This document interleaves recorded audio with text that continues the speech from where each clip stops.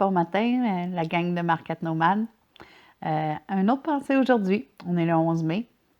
Je vais vous lire la pensée du jour, mais sincèrement, on ne placardera pas dessus.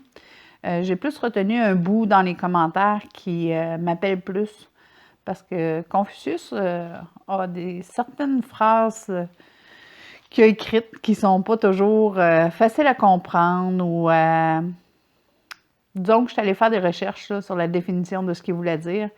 Puis, j'aime mieux pas commenter. Disons que je suis pas d'accord avec le sens du pourquoi qu'il l'a écrit.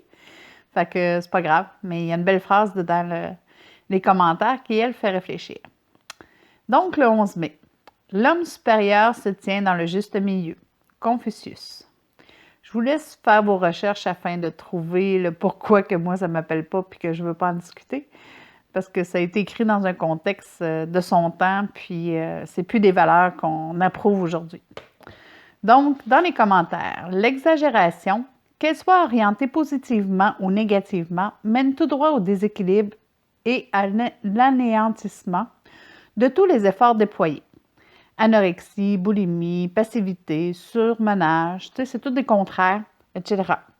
Celui qui recherche l'équilibre et l'harmonie marche dans la voie du confort et de la sagesse. Ça me parle plus. Trouver son équilibre. Fait que je pense qu'aujourd'hui, c'est là-dessus qu'on va discuter un peu. Je pense que dans tout ce qu'on fait, on est souvent au début dans les extrêmes. C'est l'emballement, ça prend un temps avant de se poser puis de trouver l'équilibre. Puis, c'est important parce que les excès, souvent, vont nous amener dans des situations chaotiques, négatives comme positives. Fait que c'est ça. Moi, l'équilibre me parle beaucoup. Puis, c'est vrai qu'une fois qu'on a trouvé l'équilibre, l'harmonie marche dans la voie du confort et de la sagesse. Bien, je pense que oui. On devient plus confortable une fois qu'on a qu'on a trouvé notre équilibre à chacun. Fait que c'est ça.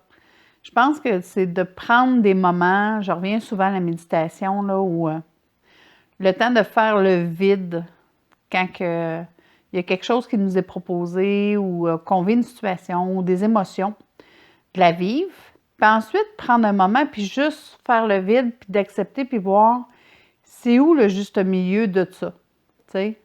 Parce que c'est sûr que quand c'est nouveau, quand on vit une émotion, c'est toujours à l'extrême, là. Puis on est toutes faites comme ça, puis c'est normal, là. Puis c'est ça qui nous tient en vie aussi, c'est de les ressentir. Mais une fois qu'on les a ressentis, de juste laisser retomber la poussière, puis de ressentir, tu sais? De juste l'apprécier, de faire un lâcher-prise, puis le cerveau est bien fait, hein? Une fois qu'on a fait un high ou un down, bien, une fois qu'on met la switch à off, comme on dit, en méditation, moi, c'est ça que je fais, je mets la switch à off. J'arrête de me poser toutes les questions. Et là, on dirait que c'est là que je conscientise vraiment à ce moment présent-là, puis à ce que j'ai vécu, puis le pourquoi, tu sais. Fait que c'est ça. Trouvez votre équilibre, c'est ça qu'on parle aujourd'hui. Puis quand vous aurez trouvé votre équilibre, bien, vous allez trouver que vous êtes pas mal plus sage et confortable dans votre vie.